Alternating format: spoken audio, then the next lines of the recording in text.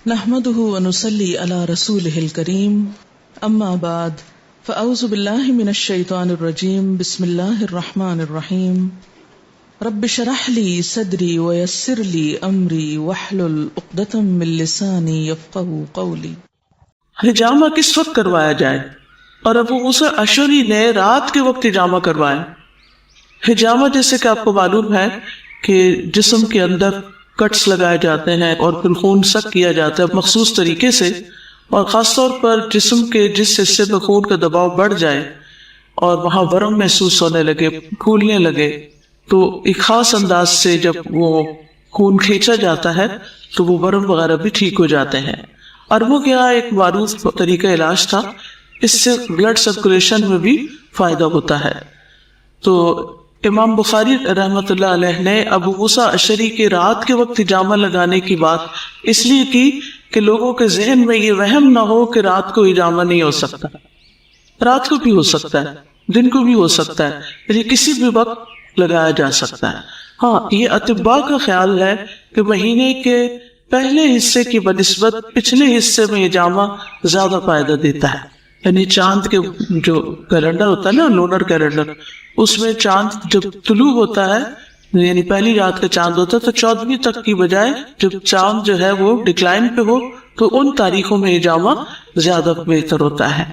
حجامہ کی ہماری دین میں بہت اہمیت ہے۔ رسول اللہ صلی اللہ علیہ وسلم نے فرمایا، معراج کی رات میں فرشتوں کی جس جماعت کے پاس سے بھی گزرا، اس نے یہی کہا، اے محمد، اپنی امت کو حجامہ کرانے کا حکم دیجیے، سینگی لگوانے کا حکم دیجیے۔ ابن عباس کہتے ہیں، نبی صلی اللہ علیہ وسلم نے احرام میں اور روزے کی حالت میں حجامہ کروایا۔ احرام میں، روزے کی حالت میں، عام طور پر باقی چیزیں منع ہوتی ہیں نا ان میں۔ پھر نبی صلی اللہ علیہ وسلم نے جب زہریلی بکری کا حصہ کچھ کھایا تھا اور اس کے اثرات آپ کو بدن میں محسوس ہوتے تھے، تو زہر کے اثرات کو دور کرنے کے لیے بھی آپ نے حجامہ کروایا۔ یعنی ایک دفعہ آپ سفر پر روانہ ہوئے، احرام باندھ لیا تو اس کے کچھ اثرات محسوس ہوئے آپ کو، تو آپ نے ان زہریلے اثرات کو دور کرنے کے لیے حجامہ کروایا۔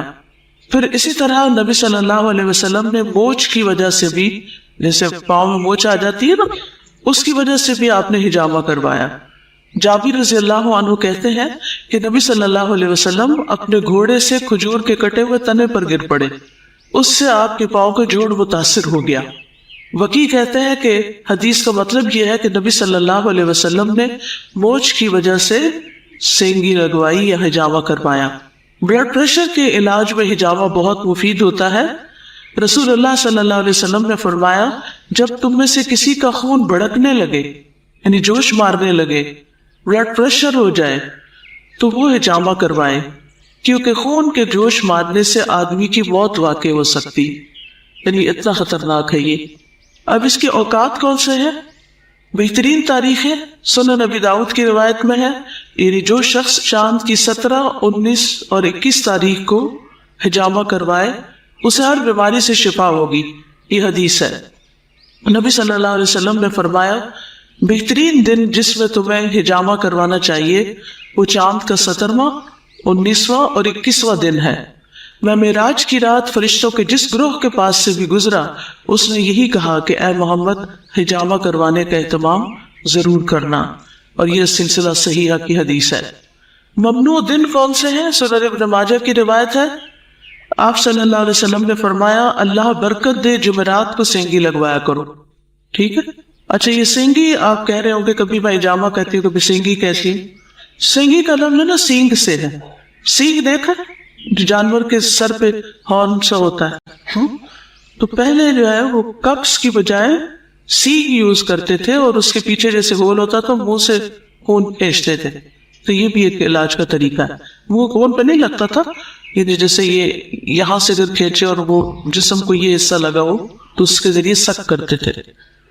سنن ابن ماجہ کی حدیث میں یہ بھی آتا ہے کہ کوشش کرو کہ بدھ، جمعہ، ہفتہ اور اتوار کے روز حجامہ مت کرواؤ، اور پیر اور منگل کو حجامہ کرواؤ، اس لیے کہ اسی دن اللہ نے ایوب علیہ السلام کو بیماری سے شفا عطا فرمائی، اور بدھ کے روز ان کو آزمائش میں مبتلا کیا تھا، اور کوڑ پن اور پل بحری بھی بدھ والے دن یا رات کو ظاہر ہوتی ہیں، یعنی اسکن کی جو ڈیزیزیں ہیں وہ عموماً انہی دنوں کو جاری ہوتی ہیں۔ رسول اللہ صلی اللہ علیہ وسلم نے فرمایا کہ نہار ہو حجامہ کروانا بہتر ہے، یعنی جب کچھ کھایا نہ ہو صبح کے وقت، اور اس میں شفا اور برکت ہے، یہ عقل بڑھاتا ہے اور حافظہ تیز کرتا ہے۔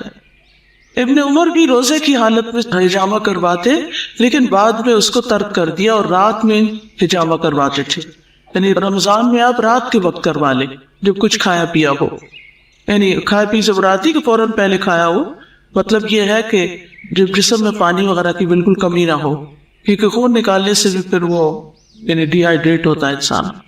حجامہ کہاں کہاں کروایا جاتا ہے؟ سر کے وسط میں، ٹھیک ہے۔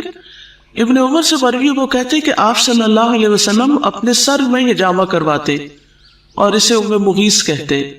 مغیث کا معنی ہے مددگار، ام مغیث کا مطلب کیا ہوا؟ مددگار کی ماں، یعنی مطلب یہ ہے کہ اس جگہ پر اگر آپ سینگی لگواتے ہیں تو شفا کے سلسلے میں بڑا معاون ہے، مددگار ہے۔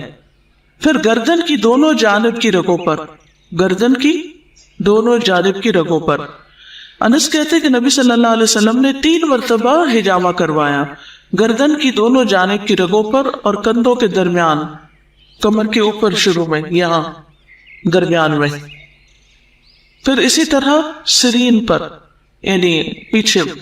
نبی صلی اللہ علیہ وسلم نے موچ آنے کی وجہ سے اپنے سرین پر سینگی لگوائی تھی۔ پاؤں کی پشت پر، انس رضی اللہ عنہ کہتے کہ رسول اللہ صلی اللہ علیہ وسلم نے احرام کی حالت میں اپنے پاؤں کی پشت پر ایک تکلیف کی وجہ سے سینگی لگوائی۔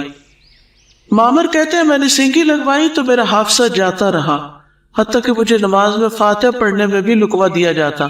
انہوں نے اپنی کھوپڑی پر غلط جگہ سینگی لگوائی تھی، تو اس لیے سینگی لگوانے والے کا ماہر ہونا بڑا ضروری ہے، ہر ایک سے نہیں لگوانی چاہیے۔ نافع کہتے ہیں کہ ابن عمر نے کہا کہ اے نافع، میرے خون میں حدت پیدا ہو گئی ہے، اس لیے میرے لیے کوئی پسینے لگوانے والا تلاش کرو، ہو سکے تو نرم خو آدمی لانا۔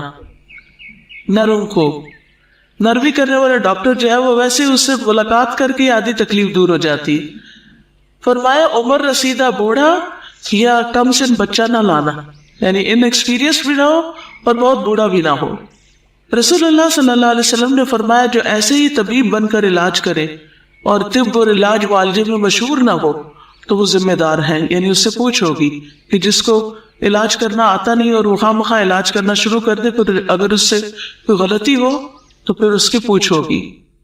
جابر رضی اللہ عنہ کہتے کہ ام سلمہ نے رسول اللہ صلی اللہ علیہ وسلم سے سینگی لگوانے کی اجازت چاہیے، یعنی خواتین بھی حجامہ کروا سکتی، تو نبی صلی اللہ علیہ وسلم نے ابو طیبہ کو حکم دیا کہ انہیں سینگی لگوائے۔ راوی کہتے میرا خیال ہے کہ جابر کہتے ہیں کہ وہ ان کا رضاعی بھائی تھا یا نابالغ لڑکا تھا۔ بہرحال یہ ہے چند باتیں حجامہ کے سلسلے میں۔